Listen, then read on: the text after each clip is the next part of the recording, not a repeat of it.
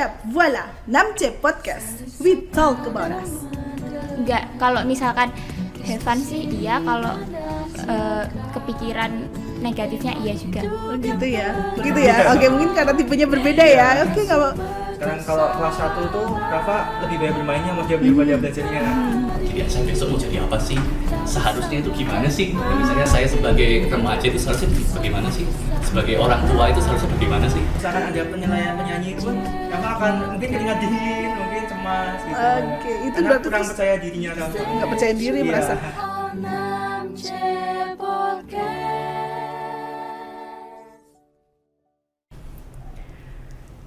Halo Sobat Muda Wijaya, kembali bertemu dengan saya Madam Arni dalam siaran yang akan membahas semua masalah dan problematika seputar remaja yang akan dibahas secara ringan bersama narasumber keren dan kompeten. Yap, voila, 6C Podcast, we talk about us.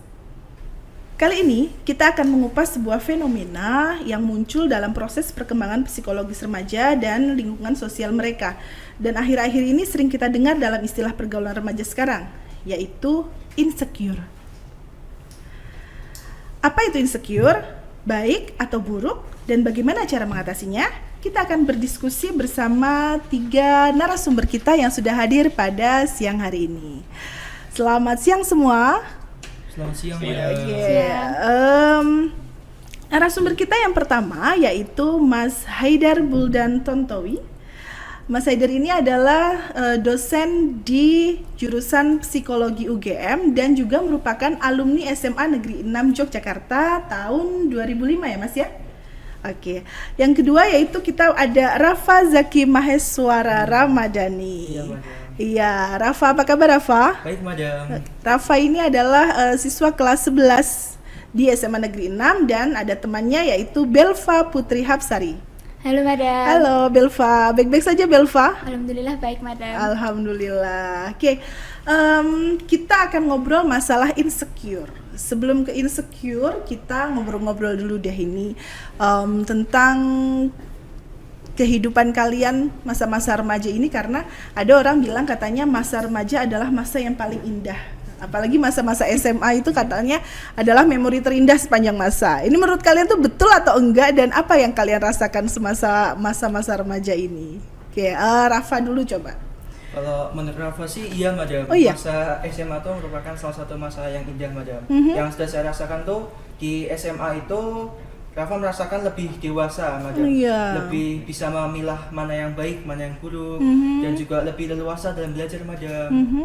Dan juga Rafa jadi pribadi yang suka mencoba hal-hal yang baru, Madam. Jadi lebih tertantang gitu. Oh, gitu. Iya. Contohnya hal-hal baru yang kamu coba itu ketika SMP belum bisa, ketika Iya. SMA gitu terus langsung jadi bisa, itu apa misal? Dulu itu pas SMP Rafa tuh agak kurang bisa menguasai itu dalam hal penelitian, Madam. Di SMA 6 kan di penelitiannya kan sangat diperdalam. Jadi di SMA Rafa yang mencoba ke penelitian dan alhamdulillah sekarang lebih paham tentang penelitian, Madam. Oh gitu. Iya. Kalau misal soal pertemanan dengan teman-teman sebaya, meskipun sekarang pandemi mungkin proses tatap muka dengan teman-teman itu sangat berkurang ya, tapi kalian masih punya gadget, masih bisa berhubungan dengan yang lainnya. Itu gimana? Bergaul dengan teman, apakah itu lebih asik di SMA? Kalau bergaulnya sih sama aja sih, Madam, nggak menurut Rafa. Oh gitu ya, sama ya. Iya. Kalau Belva sendiri gimana? Belva punya pendapat gimana nih?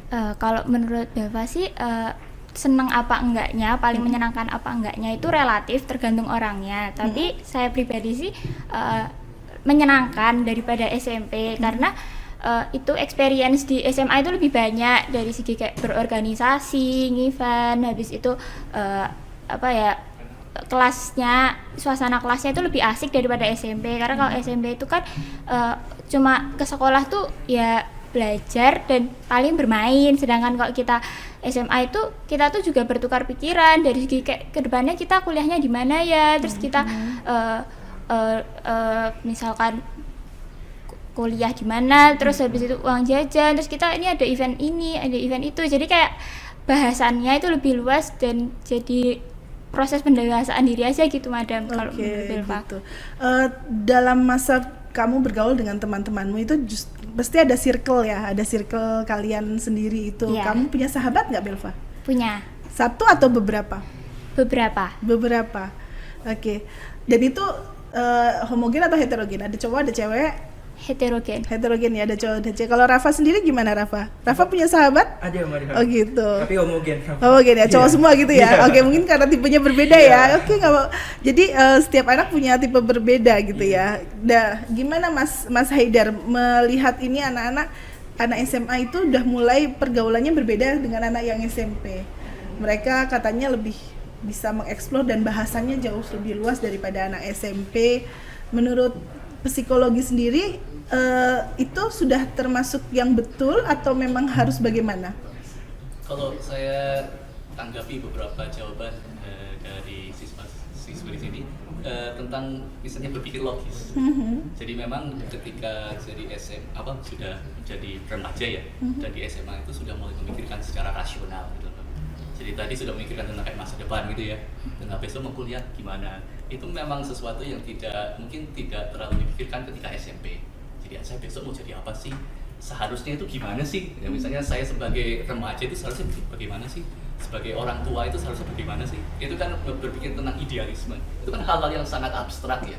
Jadi itu kayak konsep seperti ideal. Apa sih yang ideal? Apa sih yang dikatakan moral? Sebenarnya moral itu apa sih?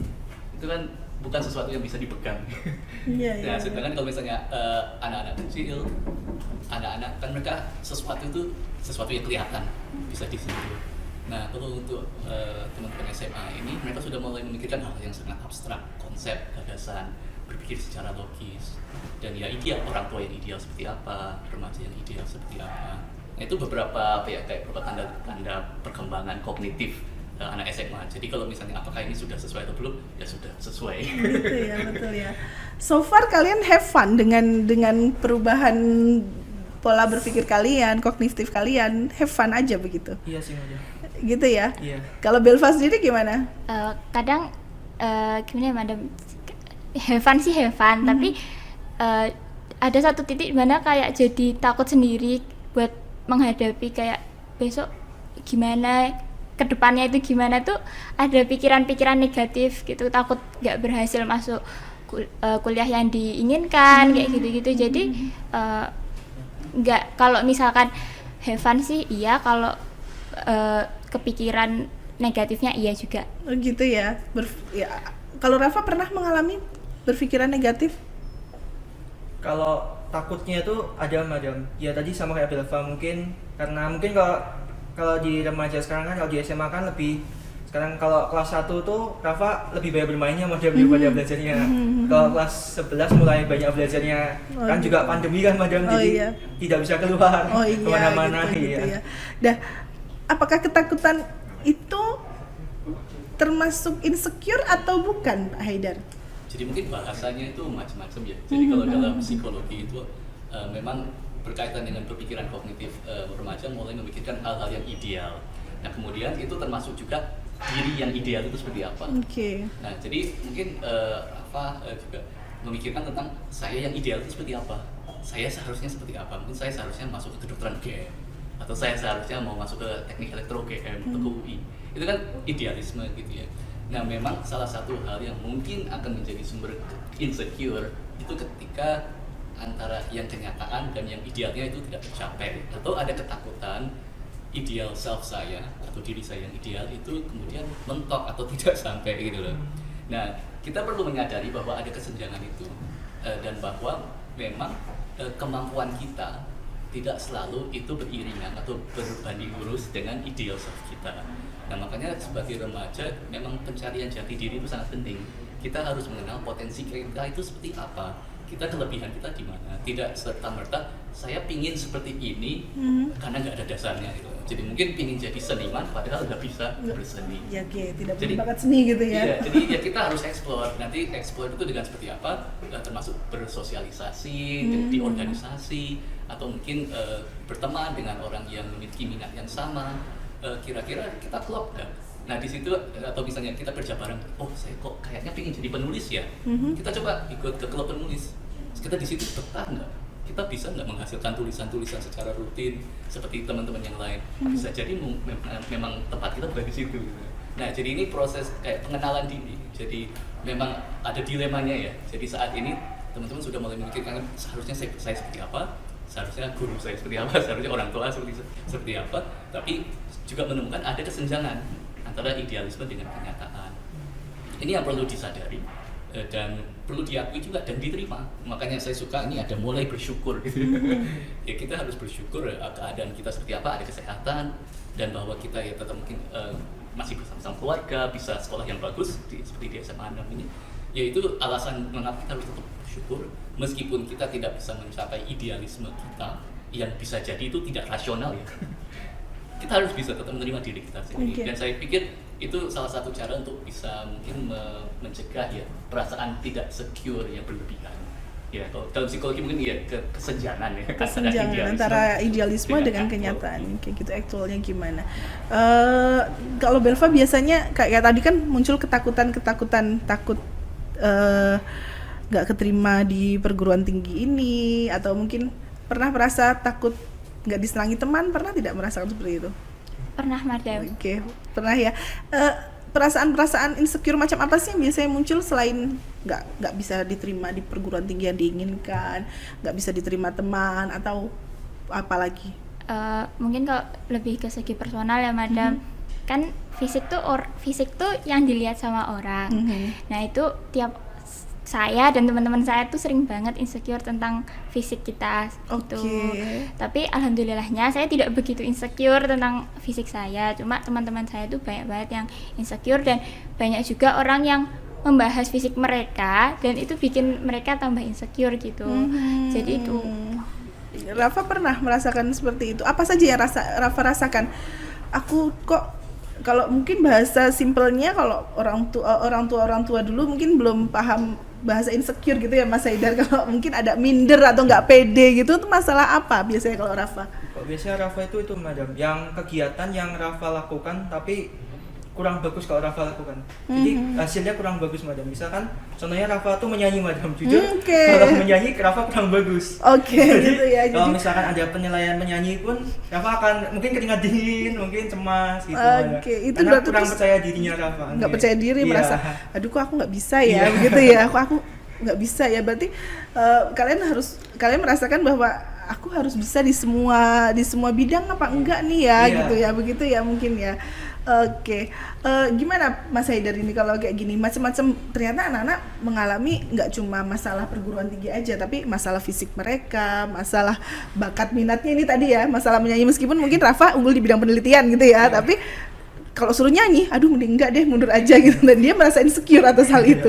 Kayak misal Belva dan ada beberapa temannya yang mungkin aku kok nggak pede sama fisikku, semacam itu juga menimbulkan rasa insecure yang mungkin mereka terus berakibat nggak pede untuk bergaul dengan temannya, bisa seperti itu ya, atau mainan medsos misal. Kalau di medsos kalian merasakan perbedaan nggak, kalian yang di medsos sama kalian di real life gitu, berbeda atau sama? Jelas berbeda Madam. Kan kalau kita di medsos kan kita menampilkan wujud terbaik kita lah. Sedangkan kok di dunia nyata, real life kan ya apa adanya, dan kita nggak bisa ngatur apa yang orang lihat tentang kita, jadi ya pasti beda. Bagaimana Pak Mas Haidar menanggapi fenomena yang semacam ini di kalangan remaja?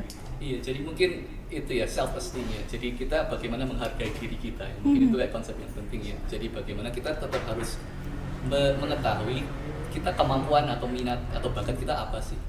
Nah, jadi karena ada banyak kualitas ya yang bisa kita ambil dari setiap orang. Bisa fisiknya, bisa mungkin kemampuan berbahasanya, bisa mungkin kemampuan musiknya, bisa kemampuan matematika, banyak sekali. Bisa pintar masak, itu kan juga. Atau bisa mungkin kayak senang bersosialisasi, suka jadi guru ngaji, itu kan ada banyak kompetensi. Kalau menurut saya itu teman-teman harus sadar dengan kompetensi tersebut, bahwa ada sesuatu yang bernilai dari diri kalian. Dan ketika misalnya ada yang menyatakan bahwa kok kamu kurus ya, kok kamu jerawatan ya, sebenarnya ya kalian ya itu kan cuma fisik aja, tapi kan saya punya kemampuan menulis, saya suka bersedekah, SMA saja sudah mungkin terlibat baksos, itu kan luar biasa ya. Dan kadang-kadang kita terlalu fokus pada hal-hal yang tidak penting. Contohnya misal bagaimana Mas Haidar? Jerawat gitu ya, saya juga waktu SMP jerawatan gitu. Dan jerawatnya cukup menyakitkan. Sobat Muda Wijaya yang di rumah lagi nonton, jerawatan tidak perlu insecure atau jerawatnya gitu ya, itu bukan hal penting, gitu ya jerawat ya. Saya masih ingat ya, jadi ingat lagi waktu waktu sampai sujud itu sampai sakit itu loh, jerawatnya dan pecah itu loh. Oke. Ya, sampai sekarang gitu. Dan itu kan kita remaja, memang di Memang psikologi, wajar ya. iya, memang ketika remaja kita merasa semua orang itu memperhatikan kita. Jadi kita menjadi center stage. Seolah-olah apa yang kita lakukan, penampilan kita itu dilihatin sama orang. Oke. Bahkan mungkin kalau kita jalan sebenarnya orang itu nggak begitu memperhatikan loh. Tapi Iya. kita merasa Bisa jadi iya kok ini tokoh kok utama ada terus. lubang-lubang di sini, kok ini kok ada jerawat baru ya.